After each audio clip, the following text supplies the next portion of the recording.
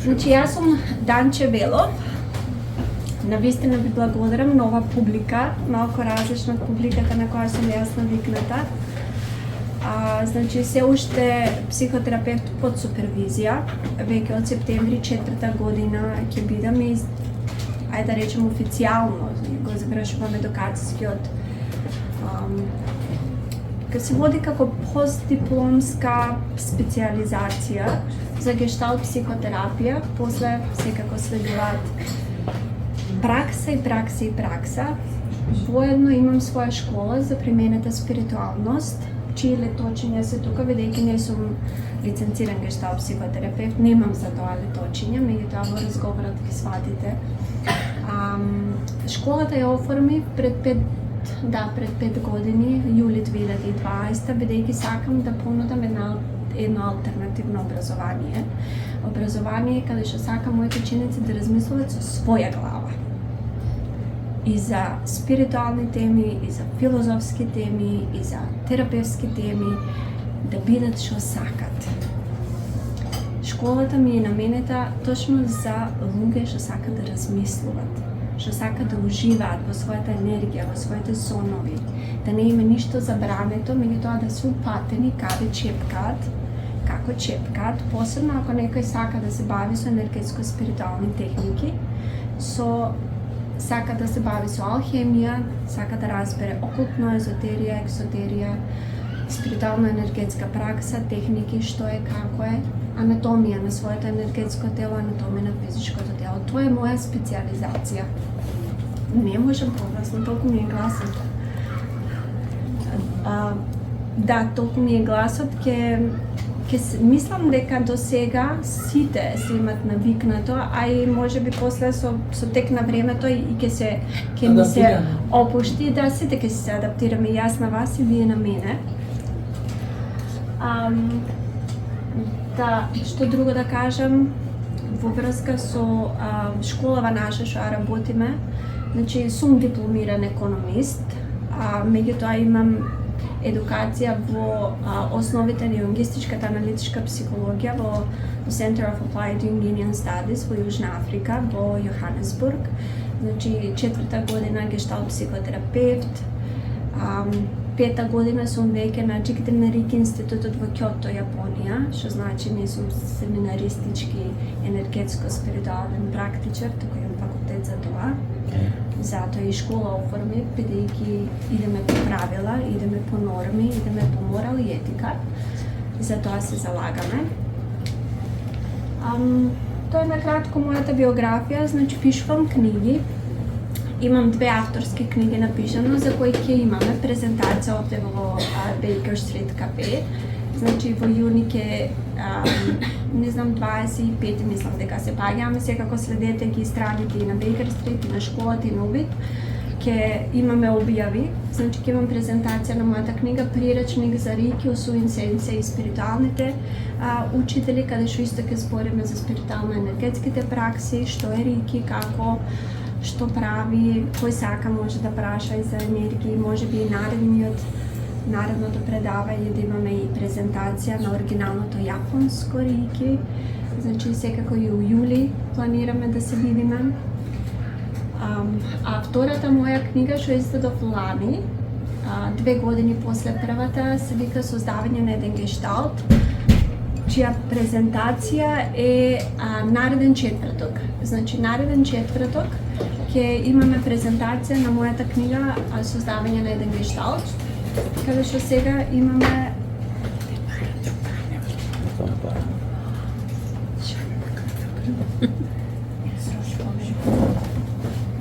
ќе го имаме поведо. Вие почнете?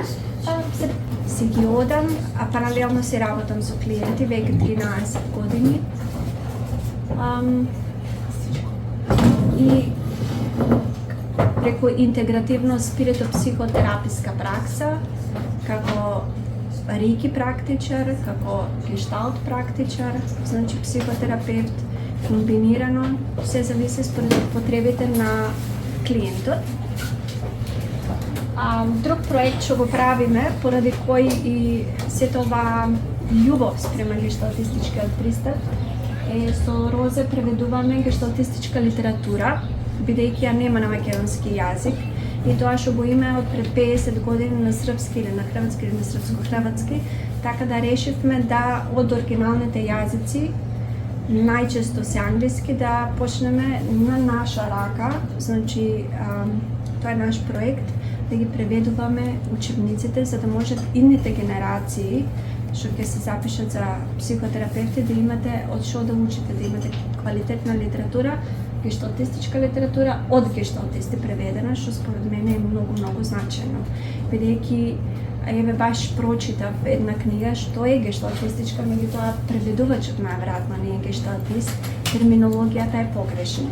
Така да ако се научи на сам старт погрешно и натаму се е погрешно, тоа е еден домино ефект.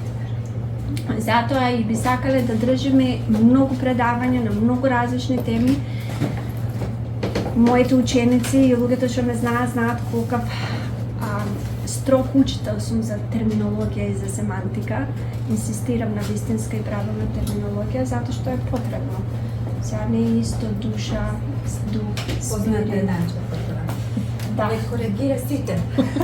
Дури и професорите, пошто стварно јас сакам зборови, затоа и сум писател, затоа и сум Јасни, говорител. прецизни и да се знае точно што се збори. Да, измислувам зборови, така да еден ден, може еден, што е потребно, Речник да се направи, да. И психотерапевски и спиритуален речник, бидејќи во Македонија и психотерапијата и спиритуализмот се табу. Спиритуализмот е помодарство, пред 7 години почнато, никој не знае кај тера, кај оди, а психотерапијата се уште нешто што е срамно и никој не збори за тоа, а би било многу убаво бидејќи ќе видите кои се благодатите. Накратко, се надевам многу од вас ќе продолжат да ме следат во серијата на предавања, па ќе не запознаете подобро и повеќе. Тоа сум за сега јас, како што господинот кажа кој сум јас, ова сум јас за сега. Што е сосема во ред. Сега Розе. Сме стоиме. Па не знам, така ме слушат кој ке ти е позади река. И гледаш кој слуша, кој не слуша. Може ти погласно. Па добро. Значи, виче ја не можам повеќе погласно од ова, мислам дека не Може може. ке се адаптирам. О, да ме видите кога вика. Треба да ја наљутиме малку. Добро, па не знам, може би некои ме знаат, некои не ме знаат. Јас сум Розета Паскали. Јас сум професор по психологија на МИТ универзитетот и имам собствена приватна пракса, водам, значи своја канцеларија у ВИТ Центар за едукација и личен развој. Веќе 4-та година почнувам со мојата канцеларија откако е отворена и во таа канцеларија работам психотераписка пракса, значи индивидуални сеанси за секој што има потреба да работи на личен раст и развој или на можеби освестување за тоа како функционира и како може поинаку, како може да биде подобро неговото секојдневие и како може да биде поуспешен во она што го прави, а паралелно и да свати што прави за да до сега не е така, нели, од каде потекнува некој незадоволство и како може поинаку. Значи, преку тие психотераписки сеанси се запознала секој подобро себе си и како што кажа Данче, за жал се уште многу треба да се работи на ослободување на луѓето за тоа да си дозволат да одат кога им е потребна психотераписка поддршка, кога им е потребно разговор со психотерапевт или психолог, кога се наоѓаат во некоја ситуација каде што навистина ќе им помогне разговорот и освестувањето за тоа што им се случува. Нели, како се доведе до таа ситуација, па и како се излегува од таа ситуација.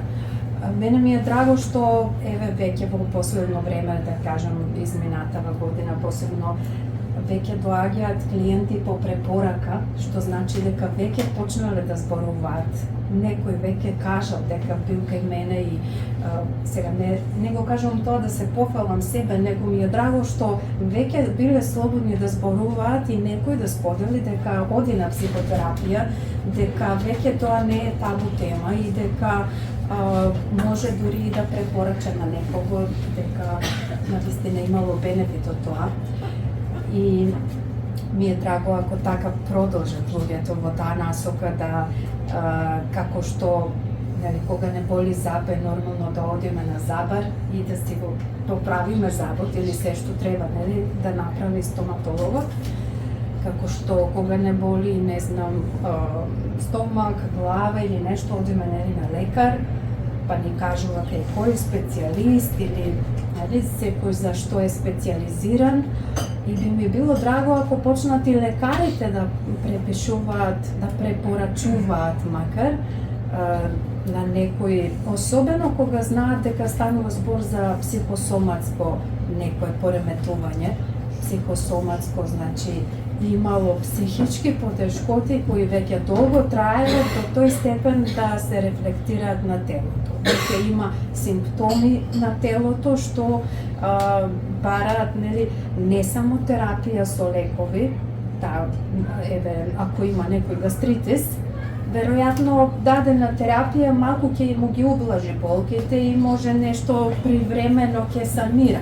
Но ако не се работи на причината од каде потекнува таа, дали е нервоза, дали е незадоволство, дали е не знам, нешто што го ремети секојдневното функционирање, го нема тој внатрешен мир што би требало да го има секој за да нормално функционира, па доведува, ако тоа долго трае, доведува до гастритис.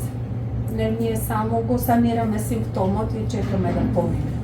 Ама ако не работиме на причината и ако не смениме нешто од она секојдневно функционирање, веројатно тој симптом само ќе се трансформира.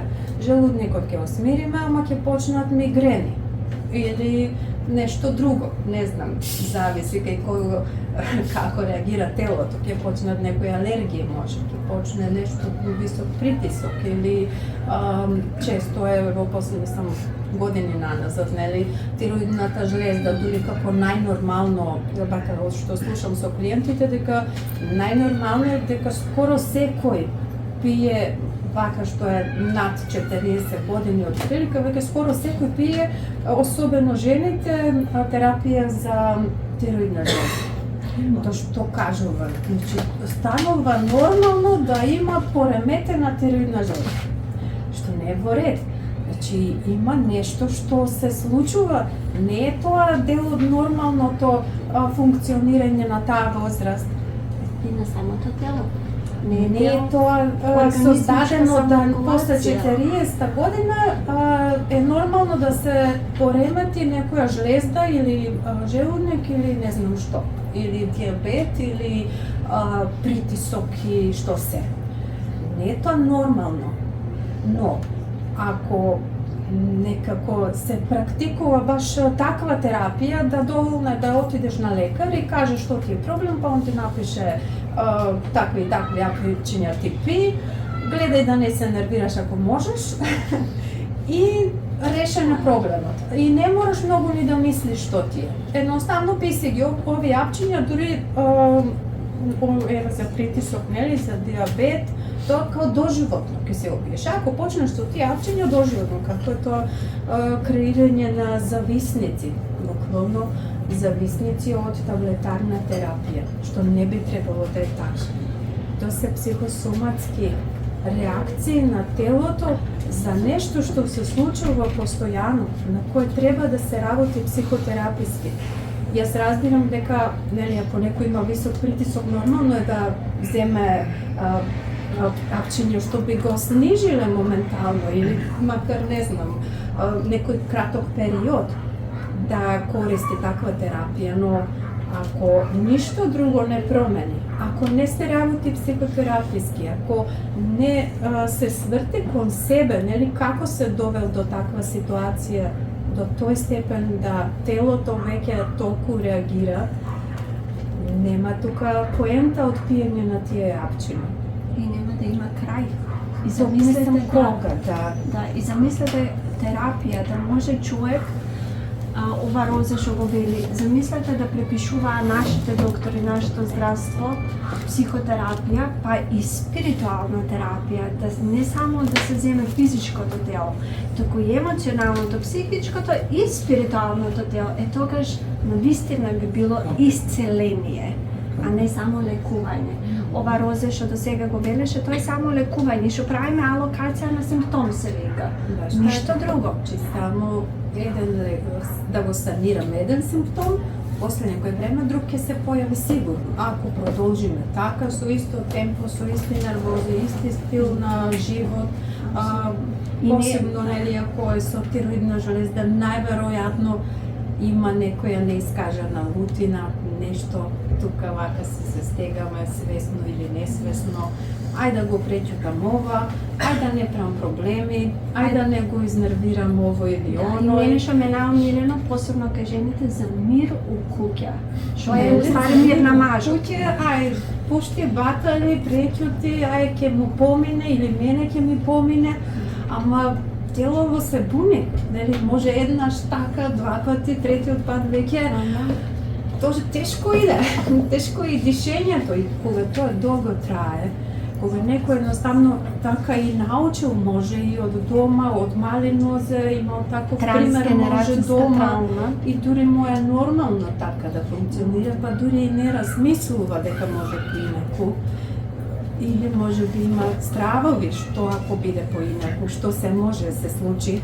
И тогаш нели не стануваат тие инхибиции да се повлече човек и да рече ај да не ризикувам батали ради мир у куќа што вика Данче ќе помине и ова и ќе помине. Мајката вика да. седи, не ти е полошо, седи има и полошо, мене па да не ми е платно. Да. И не дека нашата, извини Роза, не дека нашата медицина нема систем. Пример, Германија тоа го практикува. Знаете, во Германија има повеќе религии. И таму кога идеш на доктор те праша дали ти практикуваш таблетарна терапија. Ако твојата религија ти забранува таблетарна терапија, ти си кажуваш не, сакам кај духовник или сакам кај ајурведа. Ти препишува докторот те праша како се ти исцелуваш. Пример, сега се донесе закон пред 2 недели во САД да сите болници веќе имат реики практичари што ги вработуваат. Порано беше имаш дозвола, можеш реики практиканти. Меѓутоа сега законски сите имат спиритуенергетски терапевти. Во Сан Хосе, во Бразил, цела психијатриска установа работи само спиритуални психотерапевти, каде што шизофренијата, кататоничните клиенти, јаките шизоидни личности, психопати и социопати ги пробат да ги исцелат психотерапевски и со спиритуално-енергетска пракса, не со таблети. Затоа што Розе што кажа, се до тоа како сме научени, се е до воспитание. Знаете, нема несрекно бебе, нема лошо бебе, нема темно бебе. Повеќе делуваат на причините, него на последиците. Да. Па, би рекла обредно повеќе. Кај нас со таблетите делуваме на последиците. Да, што таму кажеме на- како пример, да. Данче е баш работен од каде доаѓаат тие симптоми. Ако работиме само на симптомите, ништо не правиме, нели? Само така, колку денес да ни е добро. За утре пак истата доза мора да е, например. И тоа е важно, еден дел е всушност тоа на што се работи во гешталтерапијата. Тоа Може што добро да Фрицко, објасниме што Фрицко. значи зборот гешталт. Не знам колку е паметно, ама еве така одлучила на светско ниво, да речам, секаде каде што се применува овој тип на психотерапија, го задржал терминот гешталт психотерапија. Може би затоа што е тешко, тоа е германски збор и тешко е да се преведе со еден збор, Да, треба не е цела преведено. реченица за да се објасни. Па може би затоа некако еве да се поедностави, дека е тоа гешталт психотерапија. Инаку терминот гешталт значи конфигурација, целина, целост, целовитост, од прилика така. Што на што се мисли уствари? Во гешталт терапијата секогаш го гледаме клиентот не само кој дошол, него и од каде дошол, во кој окружување функционира. И на тој начин го гледаме како целина. Тој и неговата околина, каде живе, со кого живе, кои се тие околу него, дали на работа, дали дома, дали пријатели или секој што е важен за него, како влијае на него, бидејќи тој не функционира изолирано, него во некоја средина каде што настанува одреден проблем. Човекот не може да постои сам без други. Колку може по сеопфатност. Па да, значи да се земе во предвид и од каде доаѓа, значи кој доаѓа на терапија и од каде доаѓа, што носи со себе како искуство во таа средина каде што живее. И значи тоа е како една целина. Исто и ако го гледаме како единка, не го гледаме само каков психички проблем има, него како телото реагира, значи како една целина, значи психичкиот и телесниот дел заедно, како една целина. Па да, некогаш нели некогаш не се совпаѓа она што го кажува со зборови клиентот, со она, да, телото како седи, како реагира, како дише, дали менува боја, дали се препотува, дали е стегнат, вкочана, дали му се рамената подкренати, дали телото исто така многу не кажува за неговата состојба на клиентот. И затоа земаме се во целина, значи како е, како се чувствува, кои се неговите емоции во моментот и како телото реагира на она што му се случува. Значи, А па што го тоа? Не, они се навикнати. така да влезат или Не, навикнати се развиваат да си играат тука и заедно. А сега Го зазедуваме тоа. Сега имаме нов гешталт. Стариот гешталт веќе го нема и сега ова е друга структура. многу нешто. Значи, зборуваме за една целина. Секогаш го гледаме клиентот како целина од психички и физички дел, како клиент и средината околу него. На тоа се мисли. Или ако е телото, значи како една целина со сите органи внатре. Значи секој орган си има своја функција. Еден да има пореметена функција, веројатно влијае на целината. Значи сите органи некако ќе се модифицираат, ќе се адаптираат на таа промена, за да продолжи да функционира телото. Значи едно нешто од целината, ако има промена, се менува и се во телото. Исто и од она што го учи клиентот во психотерапискиот процес, што учи нешто ново, некое ново однесување, нов начин на размислување, кога ќе се охрабри да проба нешто поинаку и ќе го проба тоа во својата средина, па тоа нешто ќе влијае на средината и ќе се променат некои работи постепено, нели како што еден орган делува на целината, така и кога однесувањето, барем нешто кога ќе промени, веќе може да дојде до промени во средината. Дали во бракот, дали во врската, дали на работно место или со родители, доколку имало проблеми, значи на кој поле да се работи, од некаде кога ќе се почне, веројатно ќе влијае и на другите полиња. А тоа некаде е терапевската соба. Знаете, не е како домино ефект. Гешталт психотерапијата не е како домино ефект, за разлика од други психотерапии за кои ќе збориме на кратко. Гешталт психотерапијата во собата, каде што healing room, ајде да речеме во собата за исцеление, во терапевската соба, е како ripple ефект.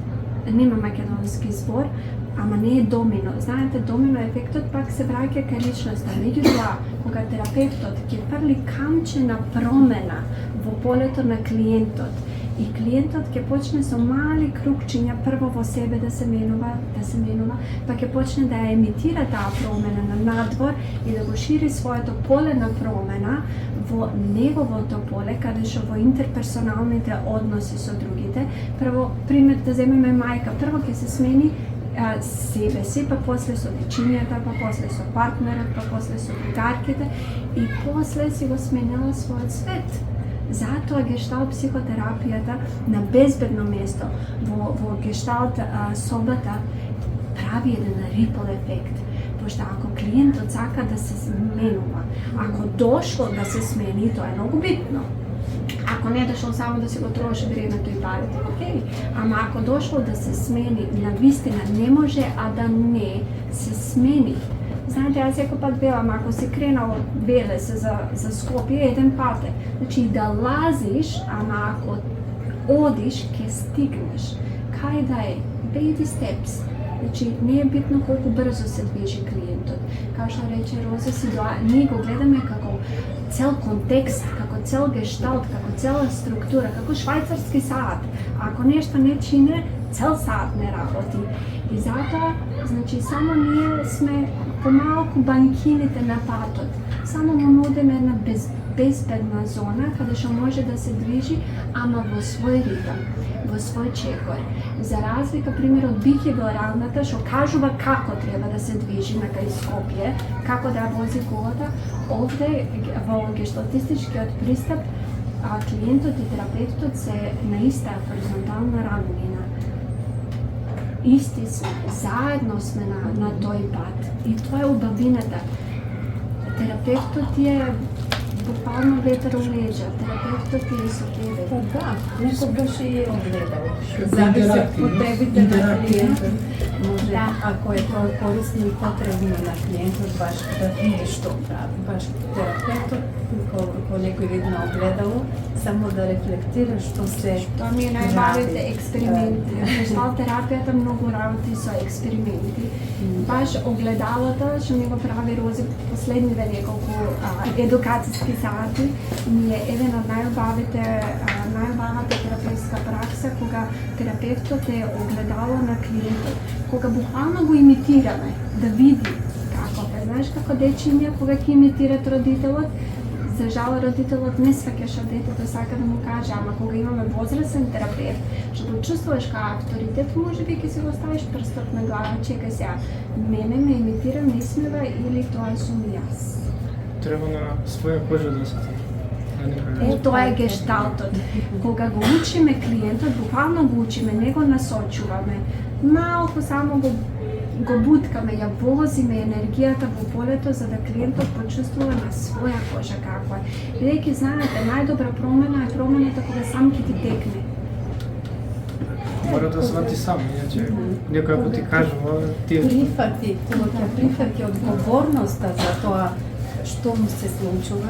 Значи, една од важните работи во гешталт психотерапијата е прифаќање на одговорноста за тоа како живееме, како функционираме, со кого живееме, што дозволуваме, што не дозволуваме, или што правиме со своите желби и потреби, колку чувствуваме задоволство и среќа или па е небитно тоа, нели, само со обврски сме, децата се побитни или нели, секој различно функционира, ама значи кога ќе прифати некој дека е одговорен за тоа што му се случува, прифаќа и дали ќе избере така да продолжи. Значи дека има избор. Не дека секогаш кога ќе стане свесен некој дека па и не е баш добро вака, дека може поинаку, дека од утре веќе ќе промени нешто. Треба спремност за тоа, затоа што средината пак каде што живее навикнала на него таков како што е и се одеднаш он како така се менува, веќе тука ама он ако види дека јас вака, не знам, ќе ми рече тоа. Мајка ми ќе се однесува вака, сопругот не знам што ќе рече. Значи, веќе требува да преиспитува какви се реакции ќе има ако нешто промени, нешто во неговото однесување, стави некоја граница. Но има избор, дека секогаш ќе знае дека избира и денес да биде како и вчера. Дека тоа веќе не е несвесно, спонтано и така сум научил и тоа и немам избор. Не, веќе има избор, ама може да избере и дека вака е побезбедно и дека не е спремен да ризикува и тоа е во ред. Едноставно ја почитуваме и потребата на клиентот да остане таму кај што му е познато, без разлика што може непријатно.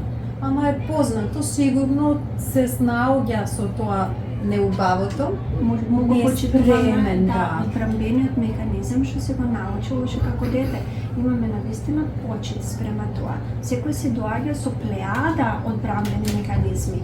Дори доаѓаат луѓе целите забарикадирани со палисади, со колци. Нема што да ме чепкаш, ти нема ја да се смена, мајка ми ќе се смени, татко ми ќе Сите се други смени, таму што се прават и што се мајка ми е ваква или ќерка ми или сестра ми или татко ми, сопругот кој се нечини и никако не можам да се справам со нејзе или него и преку глава ми од нејзе. Ти да видиш што ми трава, Да, значи спремни се може еден сат тоа да го зборат, ама кога ќе малку ќе ги пренасочиме добро, а ти што правиш? Сега тука е пресврт, што па ја, не, они треба да се сменат. Многу често се случува да доаѓаат со таков став дека тие таму другите треба да се сменат и тие таму прават проблеми, а мене ми е тешко ради тоа.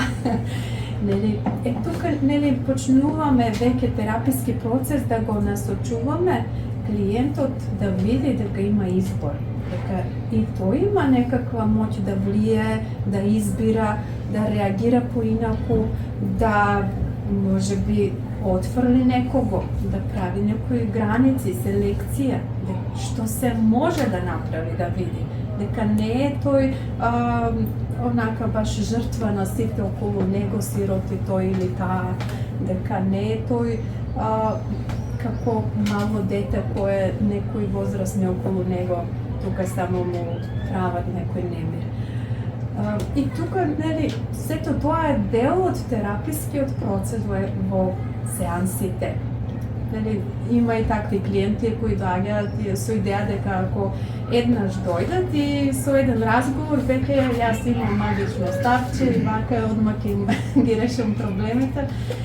Ама супер би било да може така, Ама за жал, како што и секој телесен процес што почне од некој телесно заболување, ми треба време за да се врати во нормала. Дали со вежбање, дали со некаква терапија или нешто, ќе пиеме антибиотик 7 дена, нема да ни помине за 2 сати.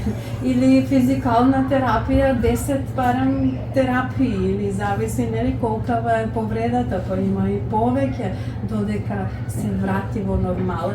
Исто и со психичкиот дел, можеби многу повеќе, затоа што некој што ќе дојде, да речеме има 30 години клиентот, тој 30 години така функционирал и не може преку ноќ туку така да смени нешто.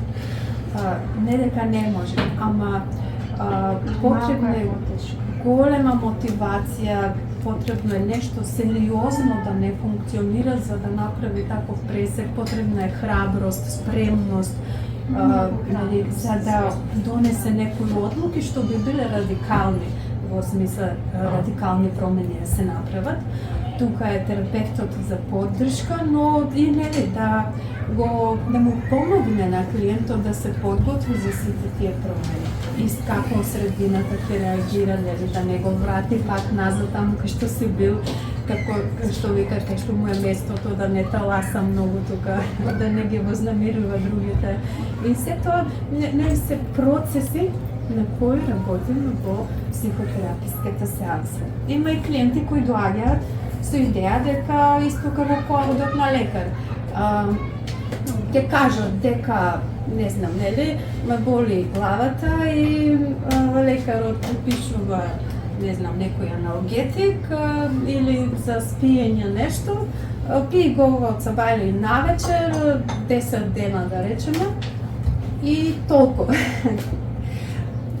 Има и такви клиенти кои очекуваат дека треба јас да им кажам што да прават. Ако има проблем, да речеме, со сопругата, за несогласувања и криза во бракот и се тоа, и сега јас треба да му кажам, ти ќе и кажеш вака, после ќе направиш вака, ова веќе нема да правиш, ова ќе правиш, како точно насоки, што се треба и што се не треба, он само да послуша и веќе проблемот ќе се санира, нели? Исто како на лекар. Нели, тогаш јас уствари што правам? Создавам нов зависник. Овој проблем може ќе се реши така, ама утре ќе има нов проблем и треба он пак да дојде кај мене, јас пак да му кажам што да прави. И тоа не е целта на гешталт психотерапијата. Има тераписки правци, каде што баш терапевтот ја зазема таа позиција на некој што знае многу подобро од сите други и кај него треба да отидеш да ти каже во 6 чекори како да си го решиш проблемот. Но во гешталт терапијата се оди малку подлабоко. Да се поттикне човекот да размислува и да стане свесен за своите капацитети, да види што сака уствари. Нели, кога ќе види, кога ќе стане свесен кои се неговите потреби, што сака, што не сака, кого сака, кого не сака, кога ќе почне малку посвесно да размислува за неговото секојдневие, како функционира, тогаш веќе почнува и да размислува какви избори прави. Дали е само нешто научено од дома, од мама, од тато, од некој близок, или пак, нели, може да се проба и нешто поинаку, тогаш веќе си ја превзима одговорноста за себе.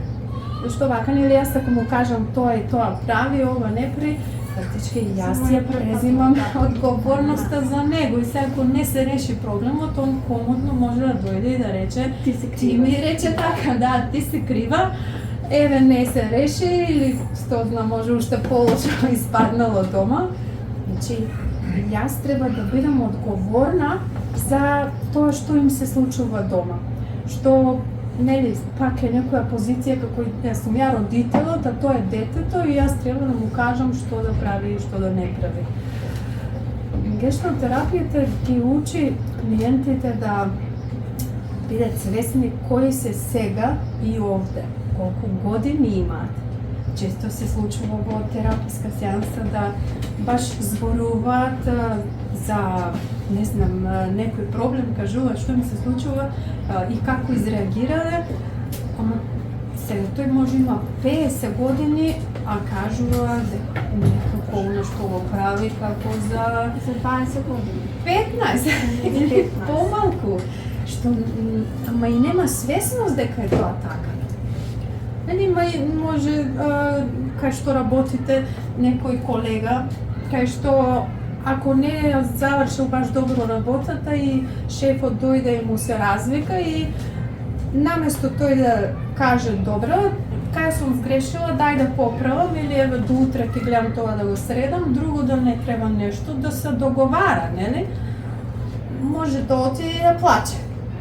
Како ова ми се случи мене, каков е овој шеф, па јас овде морам ли да го трпам ова, па шефот е ваков и таков, нели, ќе ги мрази колегите што не го заштитиле, или нели, се тоа регресивно некој однесување како за помала возраст, како детето кога ќе го искара родителот, па плаче и чека или да го сожалуваат и да му попуштат, ај добро, да не го караме многу.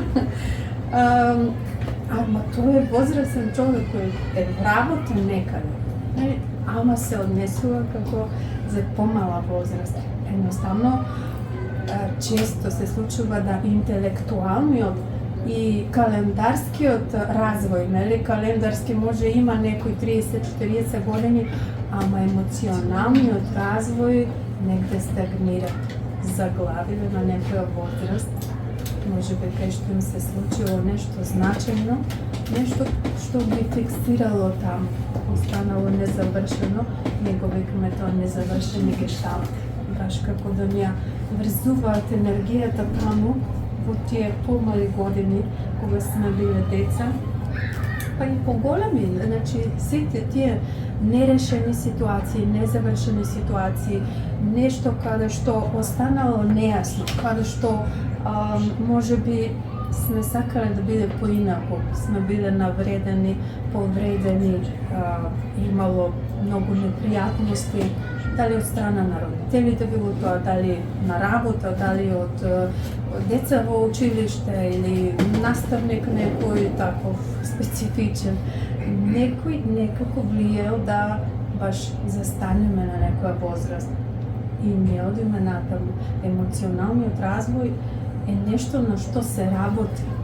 Не е тоа спонтан процес како календаров си врти, сакало или не, секој ден се будиме за уште еден ден по-возрастни, ама емоционалниот развој може да стагнира и треба на тоа да се работи. И тоа е тоа што го работиме во психотерапија. Емоционалниот раст да се дојде до календарските години. Знаете, јас најчесто и на моите клиенти, исто и на моите ученици им велам, видите, посебно мојот секој терапевт си има свој стил на работа. Мојот стил е малку подиректен. И сега јас овака им објаснувам кога ќе се зачудат од мојата директност. Значи им велам, видите, значи како што рече Розе, имаме клиенти 30, 40, 50, 60, 70 години. Значи, луѓето се како куки, како цела куќа со многу соби. И сега доаѓаат ние да ги искречиме, да им помогнеме да искречиме, да ставиме нов мебел, да мирисаат убаво све. Spring cleaning. Меѓутоа, треба за додека јас дојдам да го искречам тој простор и да ги отворам прозорите за да мириса убаво, да ги споиме емоционалното, интелектуалното и физичкото, клиентот го учиме како ѓубрето прво да си го најде, да си го селектира, 40, 50, 60 години што се загадувал себе си од интроекти, од мама ми кажа, тато ми кажа, за маш ми ова го правам, за другарка ми ова, за се што не е тој, знаете, и како кромит. Јас ве љубам, вие плачете.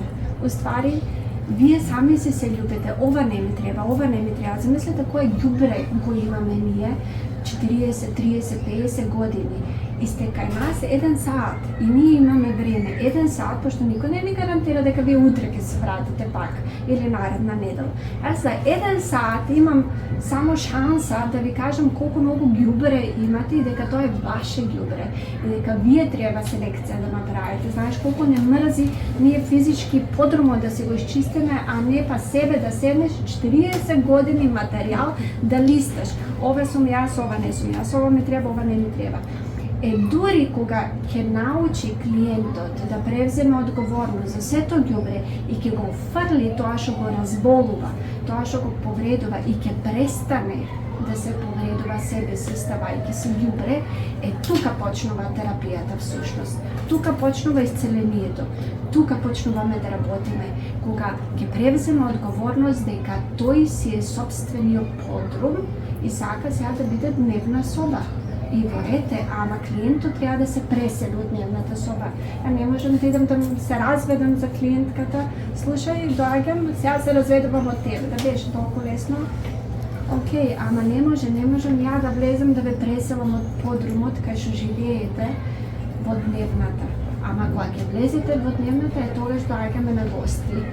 И тогаш викаме, ајде сега полека, значи диши, запали си свекиче, ајде сега види ти што сакаш, како што кажа Роз. Сега стапувате вие на сцена, од кога ќе видите што све не сте. Тој процес многу малку луѓе се храбри. Затоа и многу малку луѓе се осудува да дојдат на психотерапија. Затоа што ќе почнат да чепкат ѓубрето. А тоа боли. И не само што боли, кога ќе види комшијата дека ти чистиш ѓубри, веќе не смрди, кај него ќе почне да смрди. И ќе вика, не, ама види што си убава, види што ти е убаво дома, не, седи си. Луѓето околу нас неќат промени. Знаете како алкохоличар кој ќе престане да пие и татко му што пил со него или другар му сега нема со кој раѓа, ајде, не биди таков, оваков си, однаков си, ај па ти за една раќа. луѓето околу нас најчесто не ни дават простор да се смениме. Меѓутоа и тоа е дел од храброста, што на еден човек многу предизвици ќе се најдете. Навистина многу предизвици, навистина треба многу храброст да бидете стартната точка на сопствената промена. Be the change you want to be and you want to see. Буквално тоа е гешталт пристапот. Парадоксалната теорија на промени од Бејзе тоа го кажува, само човек кој ќе се прифати себе си, таков како што е, може да почне да се менува. И тогаш и најверојатно ќе се преселиме од зградата. Пошто не можеш да се исцелиш во околина што те разболува. Треба многу време за да можеш себе, па после и нив полека да чекаш да и они нешто помалце мрднат. Може така, ама е баш бавен процес. И како што вика Данче, не е едноставен, не е лесен процес. Исто како кога одите на лекар, нешто ве боли. Не е ни тоа пријатно нешто таму на забар, на лекар, на било како специјалист кога одите. Значи има некоја болка заради која одите. Истото и овде, значи имате некоја психичка болка, душевна болка која може дури сте навикнале да ја толерирате. Затоа што ете некако ќе ги сменам, ќе се пренаслучам на нешто друго, да не мислам на тоа, ќе се окупирам со 300 работи за да не мислам на нешто, некој што ме повредил, навредил или што се случува, не сакам да го гледам тоа, не сакам така, ме боли, ама едноставно пробувам да не чувствувам. Со телото не може така, нели? Ако малку ја допреме ринглата што е жешка, одма ќе тргнеме раката. Нема, па чекај ја го одма рефлексно. Но со душевната, внатре психичката болка, некако со тек на време, веројатно што од мали учиме да ја толерираме. Дека тоа е дури кај некој и нормално, што не би требало да е така. Не би требало да боли. Замислете колку си ја болиме собствената душа. Да. Извинете, јас дека сте веќе на таа линија која што векте со емоциите, и сакам да прашам дали треба да се соодветствуваат разумот и емоциите да бидат паралелно и дали емоциите ако ги исклучиме ние испаѓаме себични или сепак тоа е возможно да се чувствува така човек дека кога не расте и се развива дека може на некој степен да дојде нели до тоа да не почувствува веќе истата болка иако доаѓа нели од блиска особа кога ставаме зборзени за одбрануваниот механизам.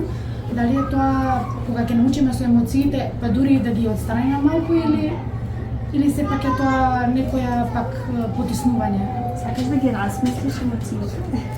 Па не, туку дали може да оде паралелно, тоа ми беше прво да Се прашам. исклучат емоциите само со разум да одлучуваме. Нели дали разумот или срцето како што викаат, кого да послушам сега. Па види, ако го послушаш разумот, нема да ги снема емоциите. Пак ќе биде тука.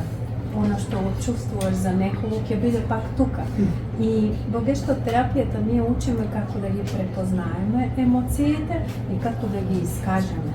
Да, во гешталтерапијата нема негативни, не делиме негативни и позитивни емоции. Емоциите се емоции.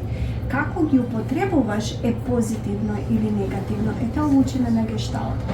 Како да ти пораснеш емоционално и да дојдеш до ниво на твојата интелигенција и до ниво на твојата календарска година со сите твои искуства. Да станат важни. Знаеш, да не биде, значи ме налутил некој и ја ќе си отидам и ќе гледам да заборавам и до утре ако може као ништо да не било, ај да што знам. Било поминало, ете така. Не, значи да стане тоа важно.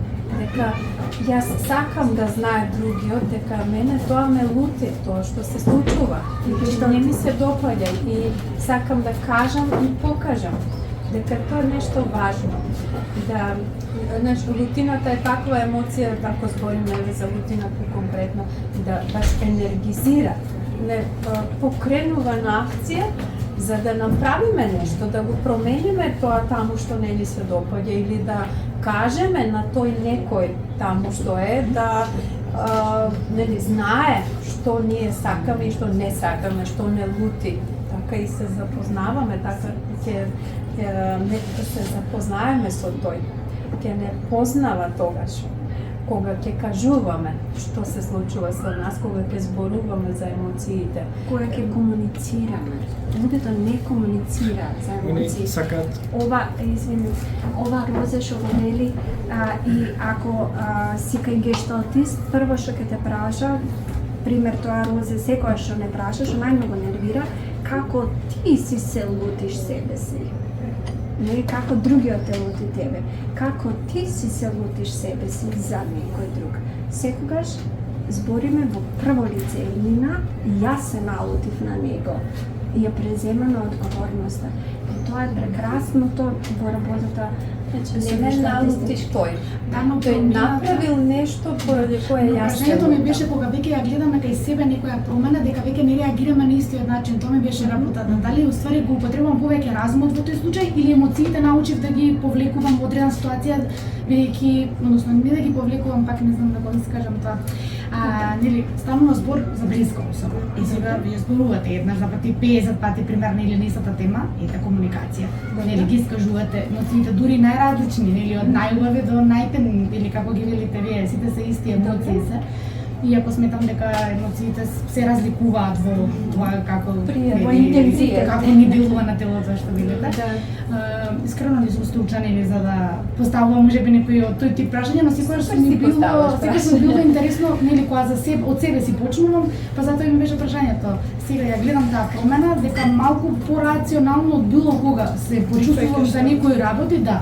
Најверојатно и си ги објаснувам веќе, значи сега ова нели за разлика од порано си ги објаснувам како и јас ги кажувам работите, зошто дошло до тоа или зошто другата страна веќе не ми ги разбира моите реакции во однос на вака некоја аналитична комуникација која што не го повишувам, нели немам потреба ни да го повишам тонот, туку едноставно со рациото настапувам. Воопшто немам емоции во тој момент да го кажам тоа на начин или нели со висок тон како што никогаш сум го правила. Дали е тоа рациото или емоциите се исклучуваат во тој момент? Сега може, нели, само јас ќе предпоставувам, бидејќи не знам баш ми фалат информации, но мене вака ми личи како да си научила да ги блокираш емоциите, да не чувствувам, како што рече, да не чувствувам ништо кога така ми збори. Што нели само некој одбран механизам, зашто ако чувствувам ќе ме боли. Да не ме боли, избирам да не чувствувам. Тоа е несвесна одлука, не е дека свесно ти од денес си одлучила дека веќе вака ќе правиш. Тоа е несвесен процес, но дека така не боли. Да, исто ја би од ова што го слушнав, како што вели Розе, ми фалат малку информации, меѓутоа јас сметам дека едноставно само си научила како да манипулираш ситуацијата за да имаш мир некој и да не се караш со личноста со која милион пати си рекла нешто. Да, не би рекла дека тоа е само мој мир, туку е некој начин да таа еве пример. Кога некој нели доаѓа со напад, најлесно е ние да изимитираме нели постапката и ние да го нападнеме, па ти вака, па јас така, нели во таа ситуација, тоа ми беше манирот, дека веќе не одбирам начин да нападнам како реакција на тоа што го добивам, поготово од блиска особа, туку најдобро е, нели што велите, и да покажам разбирање, ама со некаков разговор пред се за тоа, што велите, па дури да го кажам тоа во моментов значи не можеш да допреш до мене затоа што јас не се чувствувам така. Значи не се чувствувам дека сакам да земам нешто од тебе или да ти докажам нешто, туку баш сакам да примерно разговараме како што да, тоа што го кажувате. И затоа се прашувам дури себе од каде ми е таа мисла, најверојатно ми е рациото или некоја емоција која што веќе ми поминала на начин на тоа да нели да преиде некако да се балансира со рацио. Не знам како да го. Пример да би биле на терапија, би те поставувале други прашања, да се овака. Може и сега. Тоа што го јас слушам, еве да се изразиме гешталтистички, значи никогаш не предпоставуваме што ти, како ти се чувствуваш, секој пат би рекле, Јас мислам дека те слушнам, дека ми кажа, дека личноста со која се караш ти значи доволно за да најдеш решение за разговор. Што ако не ти значеше, ќе речеш да не кажем шо. Тоа го слушнав од твојот невербалната комуникација што ми ја стави у полето, така тоа го слушнав помеѓу твоите зборови, дека личноста ипак ти значи доволно за да ти пробаш да најдеш начин на комуникација каде што двете ќе останат пријателки. Значи, постои останува тоа чувство на непријатност. тоа не се не си разбрана, како да не си слушната од другата страна. Само решаваш да го супресираш. Гледаш да најдеш начин како да останеш смирена, да не те вознемири тоа што доаѓа од другата страна. И затоа се оди на терапија. Ти продолжуваш да разговараш со личноста, ама доаѓаш на терапија за да кажеш тоа што не го комуницираш со личноста, за да го извадиш од системот. Благодарам. Извинете на... Ова Е добро тогаш како да станува растот и пременување на ситуацијата. Ако ова не е едно од решенија. Не решенија, туку чифра. Растот од ситуацијата, да излезеш од ситуацијата, ако константно си во тој луп на негативна комуникација однос, за да излезе, добро, окей, доволно ми беше, ајде сега рационално пристапуваме, тогаш кој е мојот спас, а не да биде негативно дека јас се плашам и никам да мислам. Веќе најчисто Не е само разговорот, кога разговорот е потребен од таа вистинската особа, не од вас. Значи, како ќе дојде растот до... Разбирам. Океј, крај.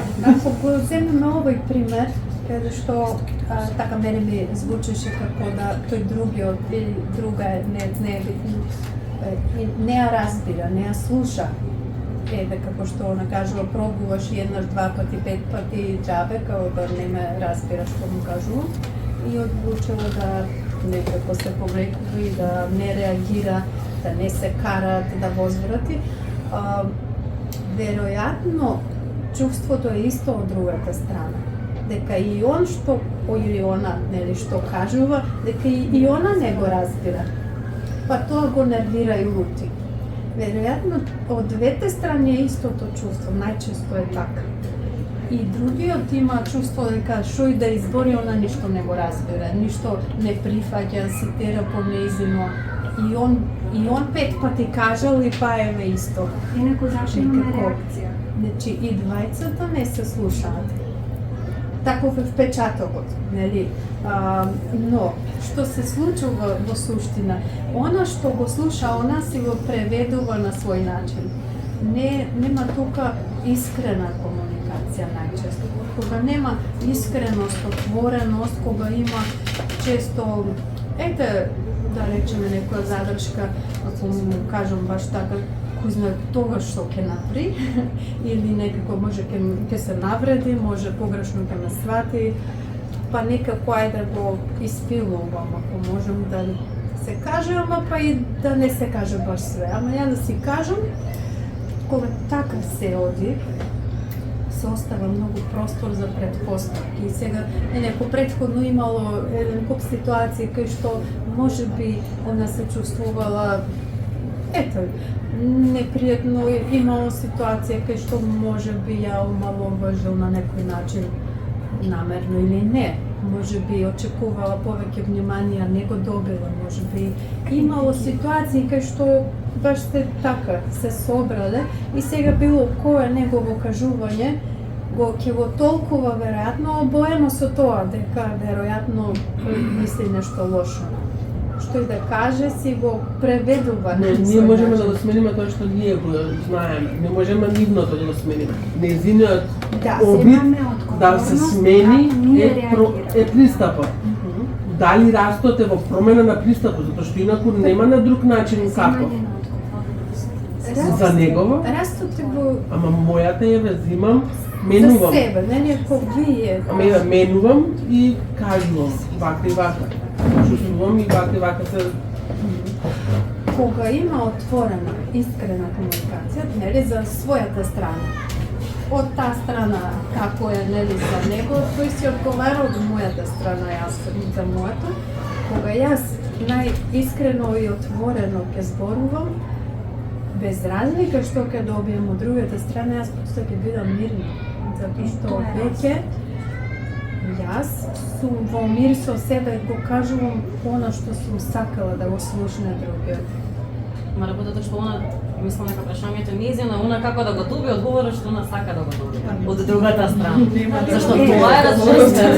Да ја преминеш ситуацијата. Па да ја преминеш Јас сакам ситуацијата, да се надобрзам накратко. Јас Ајде. одам на психотерапија долго време и баш вчера имаш баш ваков пример и ќе го споделам. На работа си дадов отказ и долго време планирав да го дадам отказот и одам. И тоа не е вистината да ја кажам дека јас сакам само да се заминам заради тоа што мене не ми е убаво, не сум среќна и задоволна. Јас пробував неколку пати уназад да го кажам со некоја позитивна манипулација да искористам. Заради тоа од другата страна да имам позитивен впечаток за мене и мислејќи дека јас ќе се чувствувам убаво после тоа.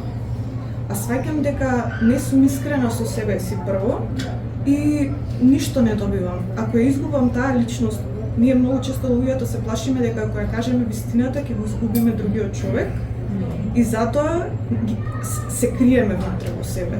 Се плашиме од тоа, од реакцијата на другиот, многу повеќе отколку тоа ние што ќе го кажеме. И затоа, например, ја вчера си дадов отказ и јас си направив плејада на реакции какви можам јас да добиам од другата страна. Дали ќе ми вика, дали ќе, не знам, што ќе ми направи.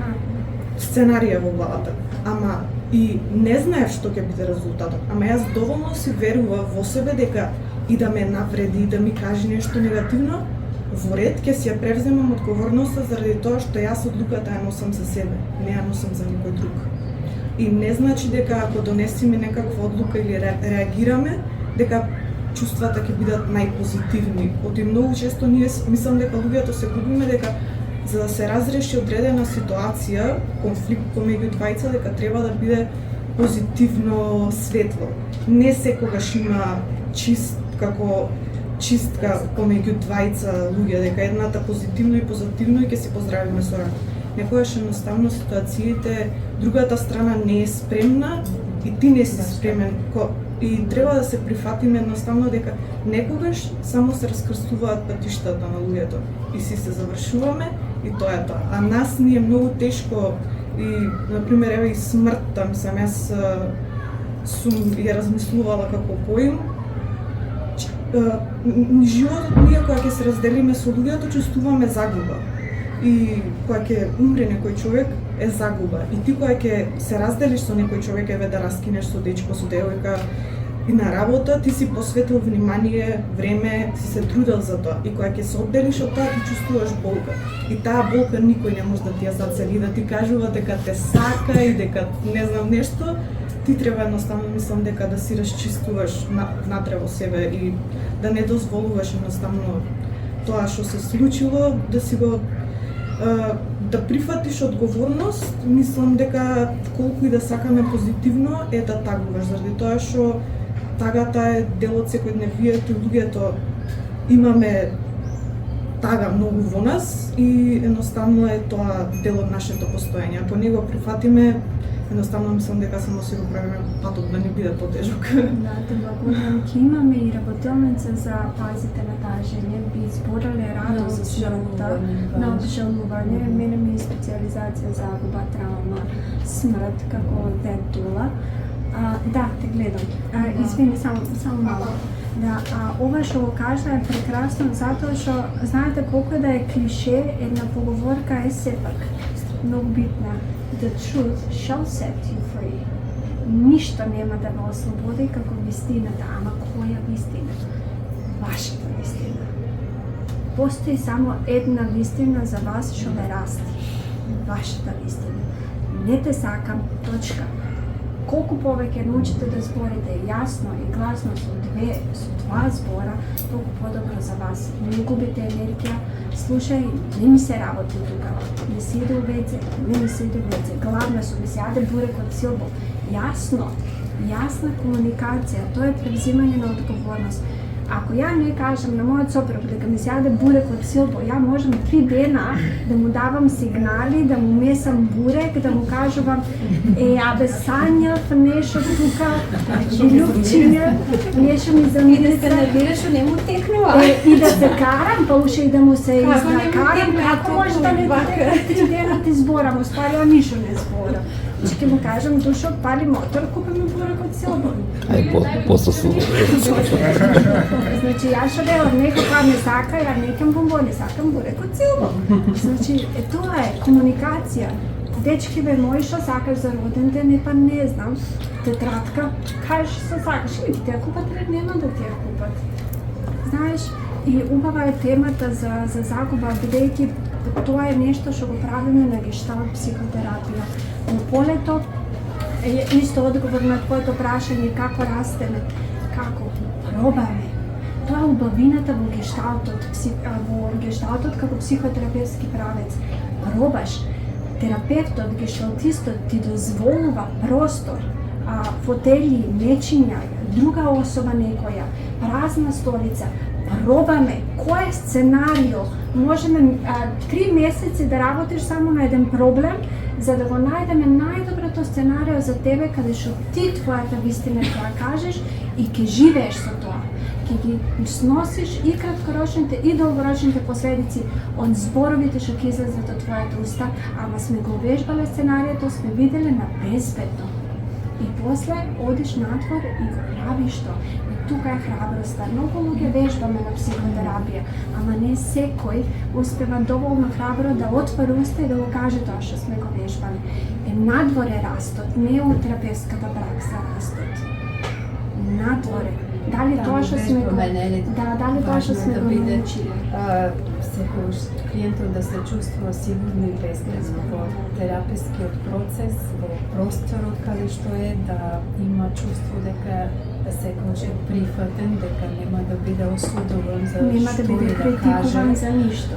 Тоа е вашата вистина. Тоа е на тоа работиме. Како основа која мора да постои за да почне да се отвара клиентот и веќе да повади оној на вистина што го носи со себе, на безбедно тука. А потоа, кога ќе се почувствува, кога ќе осети својата снага што ја има, за која многу често не е свесен, па да проба и надвор.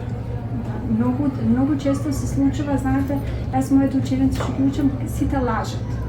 Клиентот прво кој ќе дојде на терапија се представува како сака ние да го доживееме него. Тоа е правење лице. Клиентите лажат. Значи, после 3 или 4 години кога ќе испалат некоја информација во процесот, устата останува отворена, како зашо не ми го кажа ова пред 3 години? Ама тоа е, луѓето сме научени да се срамиме од тоа кои сме, од себе си, од собствените емоции, од собствените чувства, сме научени да размислуваме на одреден систем. Затоа, одењето на психотерапија ќе ве разбуди, ќе ве ослободи, да бидете своји, да не чекаме 10 години да вие се опростите од некого пред смртта. Пред смртта ништо не се решава. Тоа е лага. Меѓу време треба да се опростиме, да не се ни врземе на прво место, за да не би се опростувале после. Едноставно да научиме да живееме. Колку сте поискрени уште на првата сесија, колку сте похрабри да бидете кои сте во моментов, тука и сега, нервозни, сакаш да ме плеснеш, плесни ме, не е битно. Ке ти се развикам, ке ми се развикаш, да видиме. Тоа ќе се реши. Вистината ќе ве ослободи.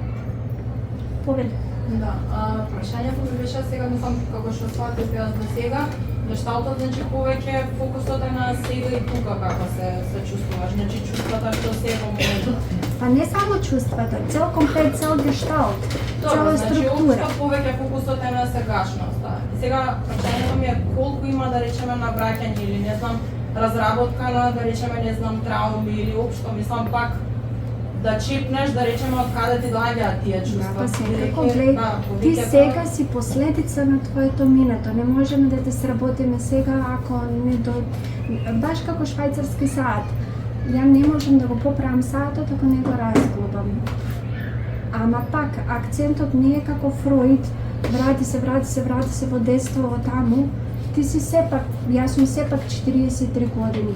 Сега што правам со мојата траума од пред 30 години? Како сега се носам со таа траума? Да, терапевтот ќе го испади тоа од мене, тоест јас ќе го презентирам пред незе. Буквално ќе ме разгуби како швајцарски саат за да види што не штима. Ама ипак на крајот од денот е како јас сега, значи на 4.6.2025 на 43 години се носам со тоа што ми се десило пред 30 години. И тоа е целата убавина на психотерапија. Тоа е тоа растење. Да превземеш одговорност тука и сега за било што да ти се десило тогаш и таму. Тоа е окей, ама например како може, не знам, малку искрено ми е друг тој пристап на тоа да се превземе одговорност за тоа што стварно има, мислам, не знам, трауми или ситуации каде што реално нема никаква одговорност, да речеме, конкретно личност. Таму и тогаш да, ама сега може да меѓутоа да речеме ако го нема тоа набраќање и разработка од каде доаѓаат тие чувства, затоа што многу пати да речеме, не знам, имаме реакции некои што се тотално да речеме не соодветни со, не знам, конкретно ситуацијата и сваќаш да речеме дека не е поврзано со ситуацијата, туку доаѓа од нешто сосема друго, некоја си рекреираш да речеме, не знам, случка од претходно или слично. Муаветот ми ако толку да речеме фокусот на сега и тука и тоа како да се исхендла, само не е ли тоа да речеме некако исто како не знам доктор што прави земи апче да се среди тоа, ама пак ќе се бидејќи мислам ако не е решено, ако ти не знаеш од каде или не знам, мислам дека најголем дел е конкретно за мене сум имала проблем што се чувствувам да речеме некако и не знам зашто се чувствувам да речеме така, не знам од каде ми доаѓа тоа чувство, конкретно ета дали анксиозност или не знам во ситуација каде што нема логичка причина зашто би се осеќала така. Сега ако тоа не се разработи да речеме, мислам ја во моментот ќе се исхендлам во ред, ама самото тоа, не знам, неразбирање од каде доаѓа тоа излично, мислам дека тоа би ме мачало повеќе него.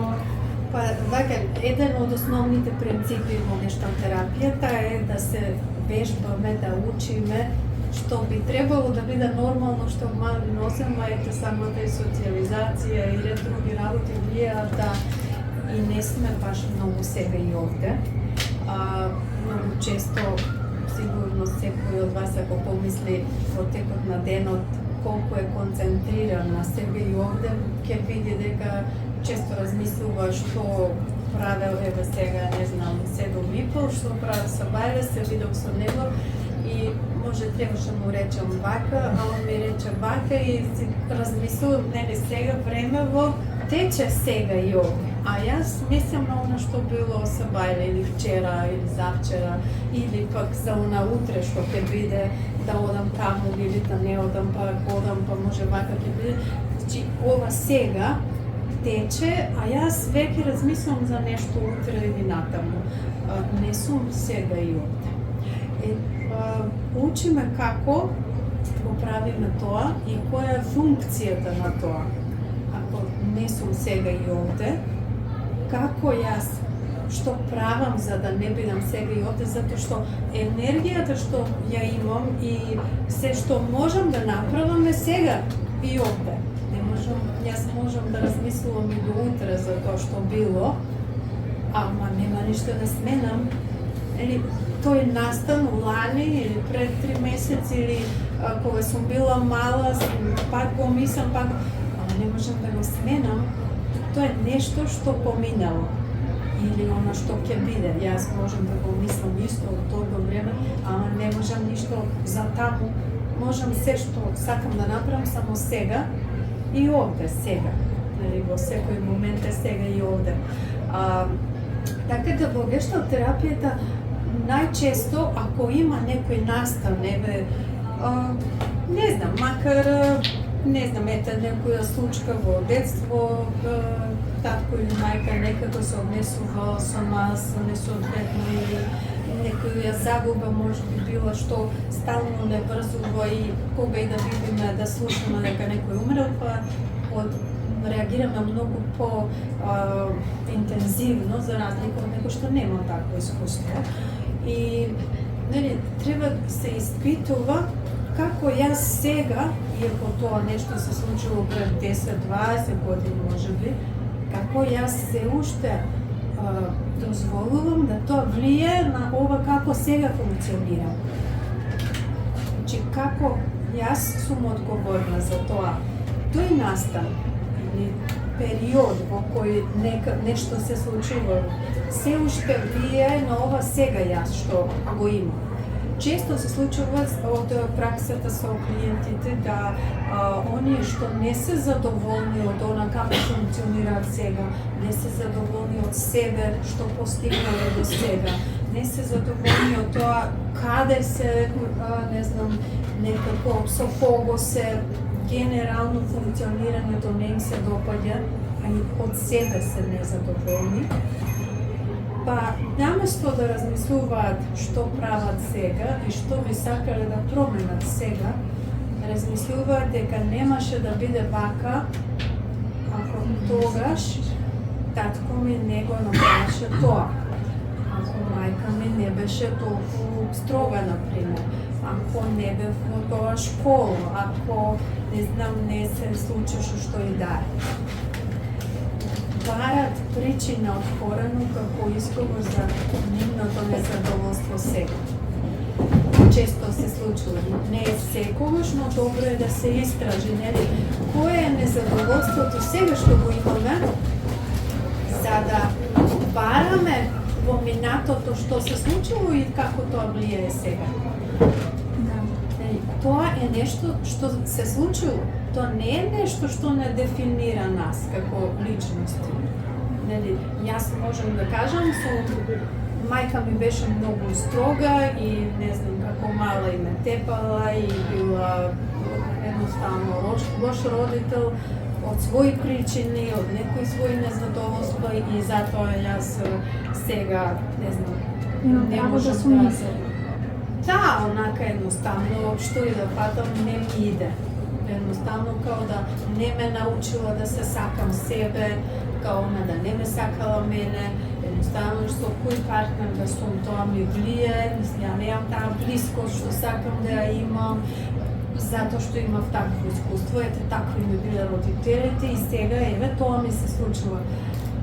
Да, реалната слика може да е таква. Но јас, ако имам 30-40, на која и да сум возраст, нели, кога го спорвам ова, јас можам да, проверувам од каде се тоа, како било порано, како сега е. Но ако не видам што јас сега правам, за да се уште се чувствувам незадоволно, нема промена. Ја може да знам дека мојата анксиозност, незадоволство, не знам, непријатност некаква доаѓа од моето минато искуство, од тоа порано што и да се случувало, ама, нели, што јас сега правам да сум незадоволна, тогаш како мала може и сум немала избор, едноставно, јас сум мала, родителите за мене одлучувале, не сум можела многу и да бирам. Тие биле родители, така се однесувале, такво било школа или наставник или кој да е. Едноставно, на мала возраст и детето нема многу избор. Но како возрастен, јас веќе имам избор. Како возрастна, јас сега можам да направам промени, за да сега се чувствувам добро, сега да сум задоволна, сега да сум успешна, сега да правам добри избори за себе. Како мала, нели, може би тие што биле важните околу мене, може лошо се однесували или ете правеле некои лоши избори за мене, ама јас тогаш не сум можела да реагирам.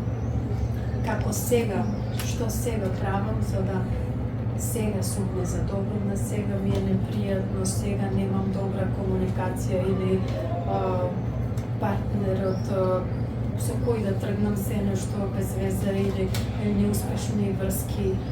Што сега јас правам за да тоа трае? Не само што сега и овде се едни од главните концепти на гешталт, туку и што и како. Гешталт психотерапијата не праша зошто, туку што сега правиш да се уште така се однесуваш. Како си се идентификувала со тој настан да се уште така се однесуваш. Посебно кога работиме со возрастни луѓе чија травма е настаната во детството. Што и како ние се уште влагаме во врски каде што сме злоставувани, пример, психички, емоционално, физички. Како ги бираме партнерите? Као што рече Розе, може би првата врска, не знам, на 13, на 14, на 15 години не сме знаеле, не сме имали искуство, ама после искуство, неколку неуспешни врски, како се уште остануваме, која е нашата потреба да бидеме злоставувани, што добиваме, како сме го научиле тоа, како и што правиме за да не излеземе од тој маѓевсен круг. Едноставно на терапија го истражуваме тој процес, како сме се до тој степен идентификувале баш со таа травма. Пошто сите не имаме, мислам, сигурно не сте тука од што немате травми или нешто многу интересно психотерапијата. Значи на факултет психологија и психотерапија се запишуваат луѓе што сакаат да работат на себе. Значи сите имаме неколку травми. Секој сака да живее поубаво, позадоволно, да има Тоа е прашањето на гешталт. Што дома сега да направиме? Што се случило, видите, дури и најтешките травми, значи сексуални злоставувања, инцести, значи фамилиарни, физички, емоционални злоставувања дома до фамилијата, не можеме да ги смениме со прашањето зошто. Не се враќаме назад. Немаме времеплов. Без тоа зошто, колку можеме да кажеме дека не знам си се знаеш доволно себе си, колку можеш да дојдеш до Затоа е контактот со терапевтот. Ние ги имаме тие прашања за да ве водиме, за да видите што правите сега и тука. Не сваќаш? Ипак, овака, кога размислуваш линеарно, без терапевт до тебе. Знаеш, ако дојдеш на терапија, ќе размислуваме двете. И ќе ти стане јасно. Мислам, како гешталтист, го носи терапевскиот процес, како ние двете ќе најдеме што ти сега правиш и се да останеш во таа состојба. Ама, например, еве колку би можел да речеме ти до иднина да функционираш, ета да речеме кога не би продолжил да идеш на терапија. Значи колку ќе можеш ти сам да се снајдеш во некој понатамошна ситуација, ако не се познаваш доволно за да можеш да ја препознаеш ситуацијата, како ти реагираш, од каде ти доаѓа тоа и слично. Значи се учи и во терапискиот процес. Секогаш кога само поставуваме прашање зошто сум анксиозна, дури не знам од кај ми доаѓа тоа, веројатно звучи као осудувачки малку, као да се критикуваш себе дека не треба така. Дека тоа не треба така, дека треба да се смени. Тоа што не знам, немам конкретен одговор, затоа што не можам некако да предвидам, да речеме, ситуацијата, за да можам да се справам или да ја спречам пред да се случи, да речеме. Да, значи анксиозноста, ако збориме за анксиозност, е најчесто поврзана со неизвестност, она не можеме да поднесеме неизвестност и нешто што би требало натаму да се случи, за нешто во иднина што очекуваме. Она депресивното чувство, депресијата е најчесто поврзана со мисли од минатото и она што поминало и пак на тоа се навраќаме. Анксиозност е баш за нешто во идно време, за нешто што може би ќе се случи, може би не знаеме ние точно што сакаме, а треба нешто да одлучиме, ама не ќеме да одлучиме, па дали да смениме нешто, ама тоа нели за некое идно време, па макар и за утре или за нешто понатаму. Најчесто е поврзано со тоа што би следело натаму. И пак ќе кажам, ако тргнеме само зошто сум анксиозна, некако да не треба да бидам. Подобро е ако развиваме свесност за тоа што не се случува. Со прашањето прво што правам за да сум анксиозна, веројатно би разгледале што јас сега правам. Дали размислувам на тоа натаму, дали размислувам нели, со кои мисли се оптеретувам, со која неизвестност, со што е тоа што јас го правам сега за да сум анксиозна? Како го правам тоа? Би било следното прашање. Свесноста, свесноста е една од најголемите алатки што гешталт психотерапевтот ги употребува. Тоа што Розе го кажа, се учиме да развиеме свесност. Преку тие прашања, тоа е нешто што би го учеле во терапевскиот процес, клиентот би го учел, треба да види што прави, што му се случува сега.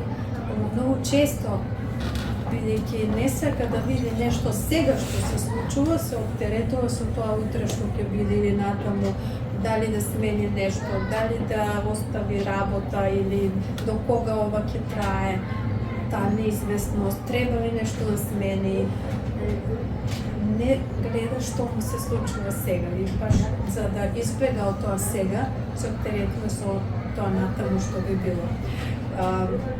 Следно би било, реков, прашањето како го правам јас тоа, така што, наместо јас, сте дошли нели овде, наместо да сум тука сега, да ми е пријатно и да баш размислувам поттикната може од тебе, од што го споремно ова јас и Данче, да се преиспитувам и себе, да видам јадо, кај сум некако да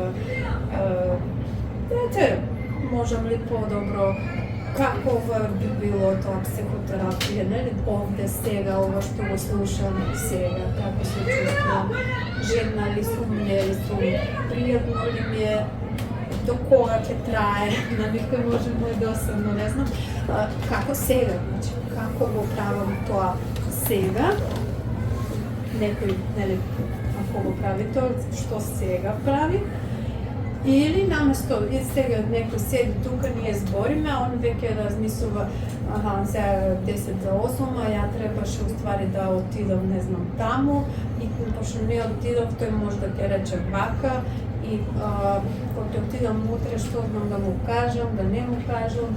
Значи веќе ја размислам за тоа утре и тој некој што ќе каже и можда требаше да отидам таму и ја не сум тука тоа.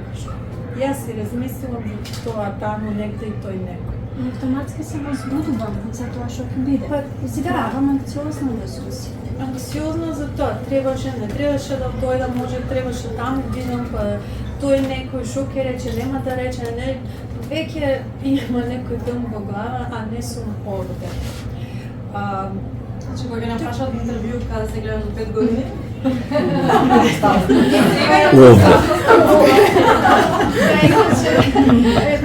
Добро, Вицка, ако го прашале баш каде се гледаш за 5 години, а он рекол, па не знаев дека за ова работно место треба да си видовите. Буквално ја би рекла зашто би останала 5 години, што ми нудите да останам 5 години. Ја тоа би го поставила. И зависи кој праша, сега 60 годишни да го правиш каде се гледа за 5 години, на гериатрија може би. Се зависи. Да, значи се развива свесност прво, да не се ходи кон критика, ако се чувствам анксиозно, како тоа да го сменам, како да го следам.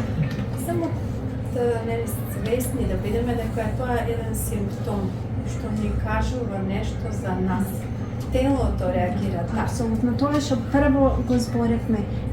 Во гешталтот учиме да си ги почитуваме емоциите. Дека тоа сме ние, тука и сега. И тие емоции, буквално да ги почитуваме, не се дадени за џабе, нешто сака да ни каже, да не предупредат за нас или за некој друг. Како се чувствуваме, без критика. Доволно мислам дека не критикуваат сите долно ушел деца, затоа на терапија, посебно на гешталт терапија, учиме да не се критикуваме, туку да се прифатиме и да видиме едно од најглавните прашања, што понатаму и како понатаму. Да, тоа се тие прашања за развивање на свесност за она што ни се случува, како ни се случува тоа, а потоа и зошто ни се случува тоа, што правиме, како го правиме тоа, после веројатно ќе стане јасно зошто го правиме тоа. Потоа следи избор дека може да пробаме и нешто поинако. Можеме така да си продолжиме како до сега, Без критика. можеме и да пробаме нешто поинако, дека имаме избор. Како поинако би сакале да биде. Тоа се некои прашања кои водат кон развивање на свесност за тоа што ни се случува. Добро, баш убаво, ако што имате и прашања, Интерактивно, фала ви. може ве заинтересира темава и многу е поинтересно кога би имало и некој доброволец за клиент. Ако некој сака да. Веројатно би имале прилика еве понатаму, значи следната недела во четврток овде може Данче ти веќе збореше за тоа дека ќе имаме презентација на книгата на Данче. Создавање на еден гешталт, што е исто гешталтистичка тематика, само што мислам дека би зборела за здрави граници, како си се разболваме себе си, малку внимание на автоимуните болести, што е сепак од гешталтистички пристап. Тоа е збирка на мои есеи, трудови, што ги имам напишено и на Роза ме поттикна дека биле така малку по-добри за да ми останат во фиолка и да ги спастрем едно книгиче.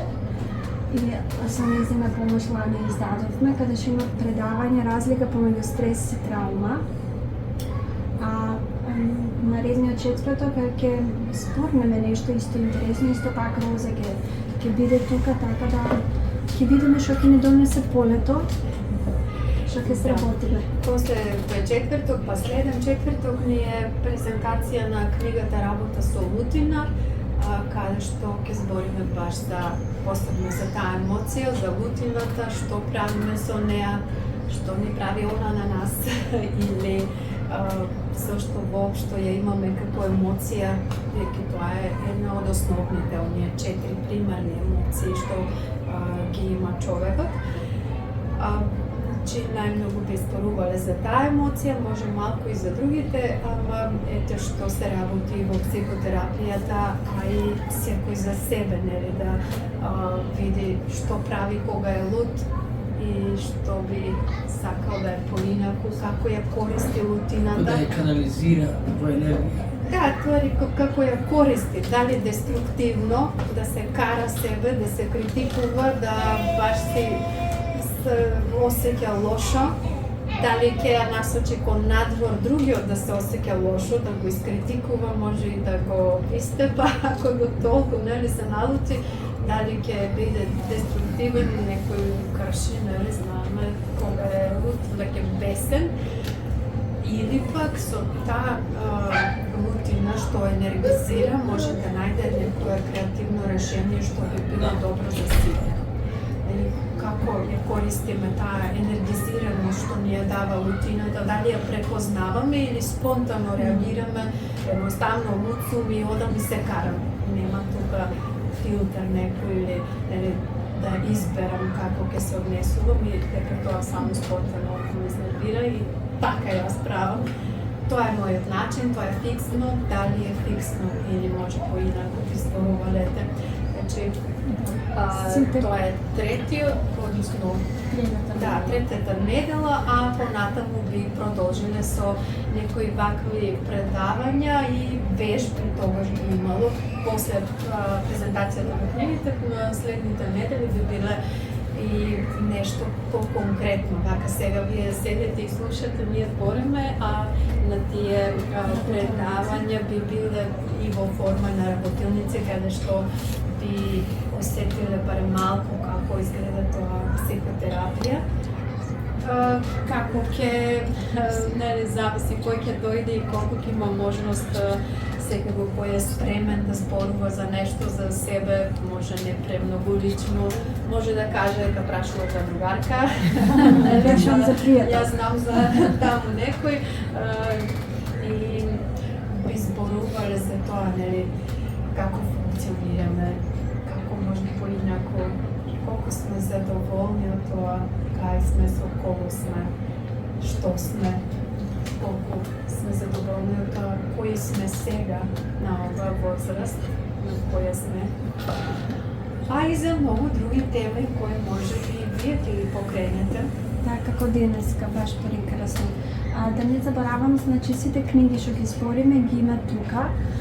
Можете да си ги купите и за денеска за воведниот дел исто донесена и автобиографијата на Фредерик Перелс, нашиот прв превод со Розе. И двете сме ко-преведувачи, чисто да ви ја покажам, ја има исто за продажба. Ова е како има настанато гешталт психотерапијата. Значи, може да се ја земете, да се ја прочитате, да видите, Перелс никогаш немал намера ова да стане книга, едноставно пишува дневник. Седнал и почнал да пишува, Да. се што му доаѓа во глава, па да Значи, видиме што ќе искам. Да, книгата е феноменална, почнал, да, така почнал, како денеска не ми се пишува. Сега, после 5 сати седнам да пишувам, пак не ми се пишува. Едноставно почнал со дневникување да си ги запишува мислите, бидејќи било некоја состојба у која најверојатно сите ние ставаме да бидеме. И едноставно како моите есеи и трудови, толку многу пишувал и толку многу му станало јасно веќе на кај средината на книгата што пишува.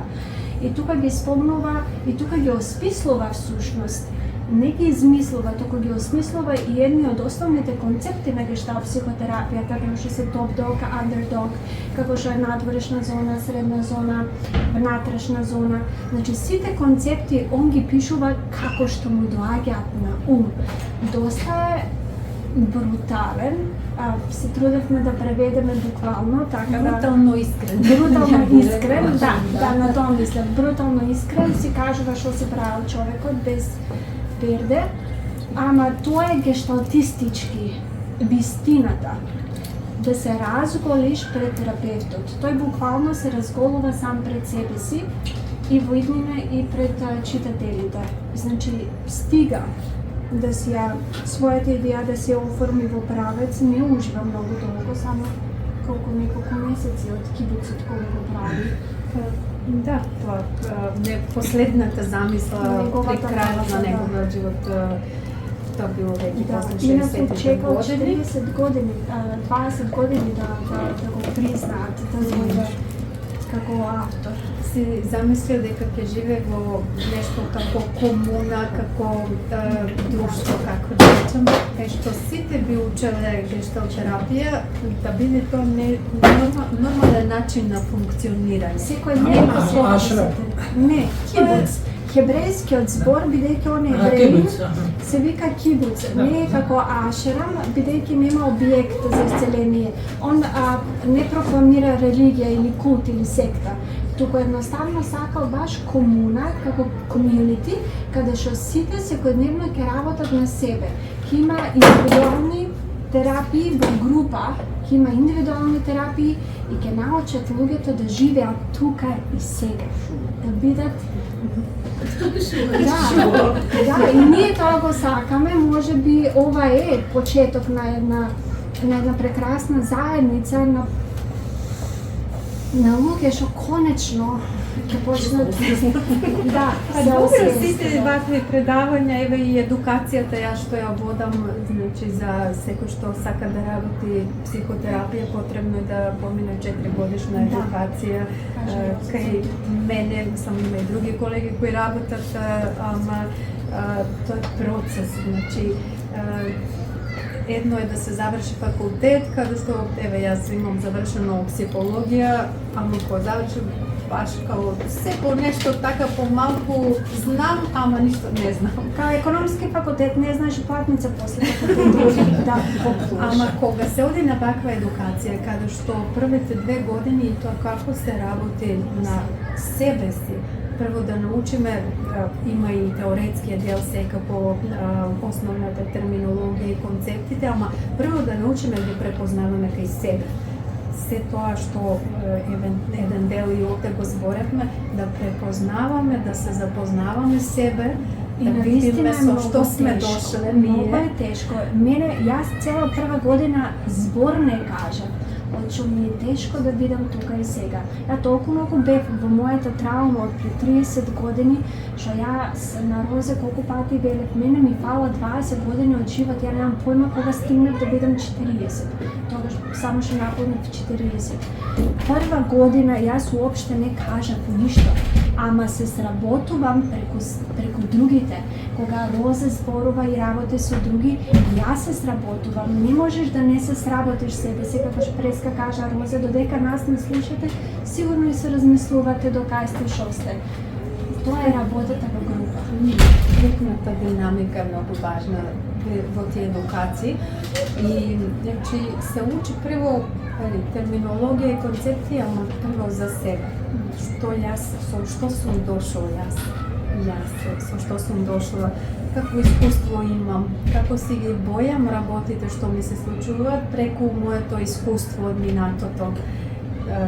Кога се тоа веќе ќе учам да го препознавам кај себе, тоа учам да го препознавам и кај другиот, и кај утре, и кај клиентот со кој би работела, па потоа учам и што го правам со тоа што ќе го препознам таму. Тоа се фази во едукацијата, за да кога ќе се заврши таа едукација биде терапевтот спремен да почне да работи со реални клиент. Групата е безбеден простор каде што вежбаме нели таа нова улога да ја практикуваме преку работа, прво како клиент, потоа како терапевт во групата е безбедно поле каде што нема грешка, него учиме. Секој обид е нешто поблиску до она креирање на собствен стил на работа, што секој си го креира. И јас ги поддржувам сите во групата да одат кон тоа да променат што ствари сакат и како сакат. Повели? Дали постојат различни видови на едукација во смисла за различни видови на правци? Или најчесто, што може би го забележувам најчесто како грешна организација од повеќе страни, за да може да речеме секој да се процени кој е правецот кој што може би му одговара или го сака да го применува или дали за себе, дали за клиенти во таа смисла, затоа што некако имам чувство и затоа дека може би јас често ги разгледувам таквите да ми се чини како премногу гешто едукација или гешто институти или терапевти, а многу малку информации за други правци. Тоа е така. Најлека е вистинското за нас гешталт или може би не знам, може би е бихевиорално или не знам какви други постои. Веќе го спомнате бихевиоризмот, така. Какви правци има, кај што може да се размислуваат? Да одиш на, не знам, викенд работилница или нешто така малку, ако ги интересира баш да видиш сите како правци се. Во Македонија, јас колку што знам, има институт за системска семејна терапија, има за психодрама, за трансакцијска анализа се уште нема институт, него еден колега водеше некои групи како за личен раст и развој, но не едукативни кои финансират програма, па кога би завршиле нели би работеле како терапевти. Мислам дека се уште така, не сум баш сигурна. А терапиите се посебни правци? Тоа се посебни правци, ама тоа е како надградба, да кажам, арт-терапија. Мислам дека има некои викенд семинари или нешто. Не се едукација. Едукација вака се за себе, личен раст и развој, неколку месеци, неколку пати. Во Македонија, например, има и дори онлайн има, значи има разни книготерапија или што и да се тие се многу компоненти. Ама има разлика, тоа што кажував до сега, индивидуална сеанса, каде што јас работам со клиент што нели си доаѓа заради нешто што му се случува во секојдневие или лично за себе или некој проблем. А има и едукација каде што се работи во група, каде што се учи за да тоа биде твоја идна професија. Ако е тоа, нели, твојот избор да работиш како психотерапевт. Сега, дали е подобро за тебе гешталтерапија или некој друг правец, може би е добро да сама провериш, не Искуство, почнеш искуство, нешто. искуство, да, Јас кога студирав јас психологија, јас почнав на трансакцијска анализа, значи те групи за личен раст и развој, после некако видов дека требало сати, акредитации, институти, тоа нели што се папирологија, јас ги викам. Дека тоа не е регулирано во однос на трансакцијска анализа, тоа затоа после ајде со гешталтерапија и многу ми е мило што сум направила промена и од тогаш, значи, само со гешталтерапија сум, тоа го работам, но секогаш е добро, јас го гледам како уште една алатка што ја имам, она што сум го научила трансакцијска анализа. Значи, супер е што еве сум научила, го применувам ова се од гешталтерапија, но има клиенти каде што нели гешталтистички јас веројатно би сакала да видам што чувствува, како се чувствува, што и да му се случува да го кажува и со чувство. Но има клиенти кои едноставно ја ќе го прашам добро, а како се чувствуваш сега? Па мислам дека треба да направам, не знам, таму нешто добро, а сега како се чувствуваш? Па добро еве, ама знаеш кога би направил така, или не знам, мислено, и значи воопшто како да нема простор да каже како се чувствува, да почувствува како се чувствува. Едноставно за него чувства се што мислам и што би правил. Мислењето и однесувањето се во фокус и за таквите клиенти, ако нели јас пробувам, ама он упорно ми кажува што мисли и што се ќе направи, тука користам по индивидуалниот сетинг, нели? Некои техники од трансакцијска анализа каде што има по-рационален пристап и тоа го разбира клиентот, нели? Затоа што му треба едноставно период да стекне доверба, посебно после прва, втора, трета сеанса барем да помине, за да почне помалку да збори за тоа како се чувствува. Мене само ми кажува, да, дека не се чувствува безбедно, не се чувствува сигурно.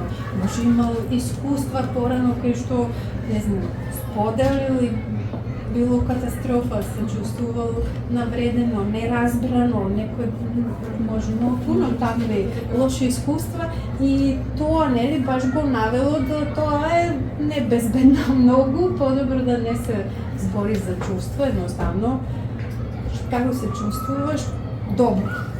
И тоа, као тоа прво. И јас ке прашам што значи добро за тебе. Како што значи, дури она се чуди. Како што, па добро, како да ти објаснам?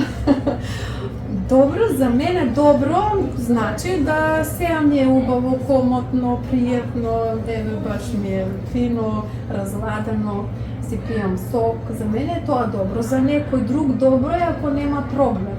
За некој друг е добро ако не се скарал со жената.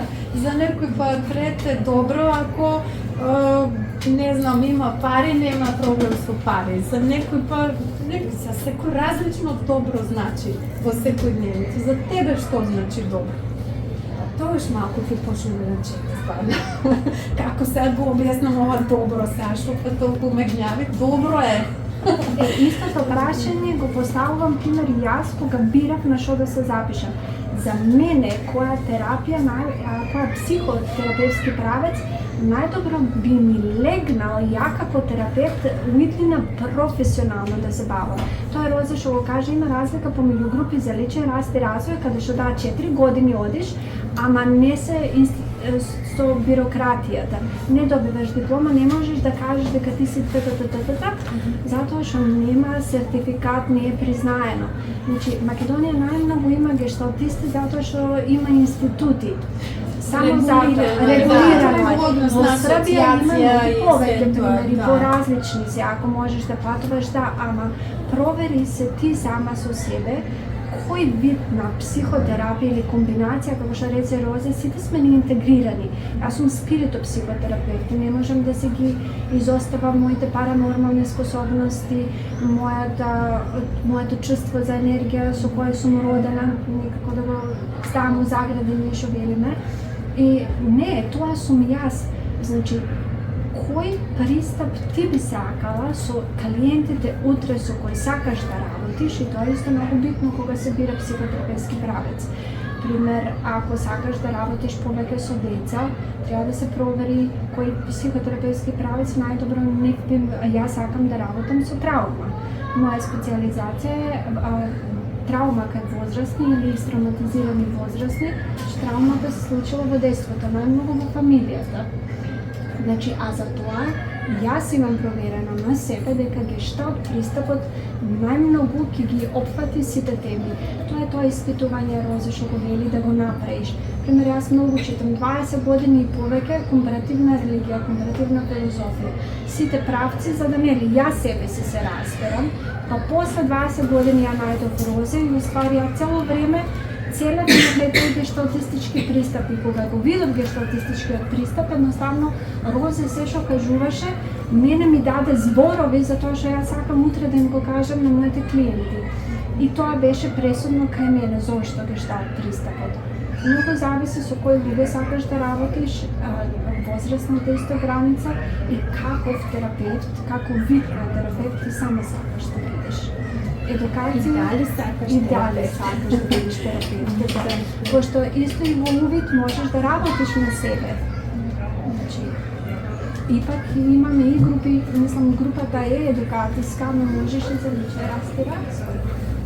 Да се состави. А тие групи се сертифицирани кои што ги Да, според Европската гешталт асоциација за гешталт терапија. Дипломата Марија ни е. Да, еве Овој викенд имаме на викенд ова значи дека е сертифицирано, исто и Розе институт, мислам, увид. Заврши 2 години веќе, со тоа се стекнува со сертификат за гешталт собствен. Има разлика помеѓу Со 4 години е веќе гешталт терапевт. А дали студентот може да работи со Па може под мое менторство. Затоа сум јас гешталт психотерапевт под супервизија. Сега веќе во втора фаза тоа го викаме. Значи веќе јас како 4-та година, значи една цела година под менторство на Розе, на часови, она ме супервизира во едукацијска група, ама надвор имам друг супервизор, каде што редовно одиме месечно по 4-5 сати и таму ги донасаме нашите клиенти и збориме за тоа како ние сме терапевти. Така да сме мора да имаме 150 сати супервизија, има многу работа, има цел протокол, го добивате во прва година и решавате што Цела сакате. програма има водосна едукација. Колку сати, колку е се... средни факултети, односно што? Јас сум од економски, да. Зашто некој има ограничувања? Да, може и од други факултети, со тоа што вие самите ќе си процените колку можете се носите со тоа што немате предзнаење дали е психологија или ако работите со деца од педагогија или зависи со која Јас пак се запишав на факултет на МИТ, психологија, така Да, најчесто тоа се Да, се случува, Да, и други имат кои запишува постдипломски на психологија, некој за студирање психологија, за може би меѓутоа не може постдипломски ако не е психологија. Да, може на МИТ ја ставиш. Убавината е што да. Ама Јас сакав цел факултет. Мислам, не психологија, да не дека ова стварно сака да го работи, тогаш па зашто да не. Се тоа само би придонело за квалитетот на работата на тоа што секако ќе работите. не можеш премногу да ги разбереш луѓето. Добре, ви благодарам многу што дојдовте, може би имате уште прашања, ама еве ќе оставиме нешто и за следна недела. Фала ти за присуството, што имаше и прашања, баш ми беше драго. Па кој се интересиран, победете и следна недела. Исто од 6 часот. Ама во четврток. Во четврток, да.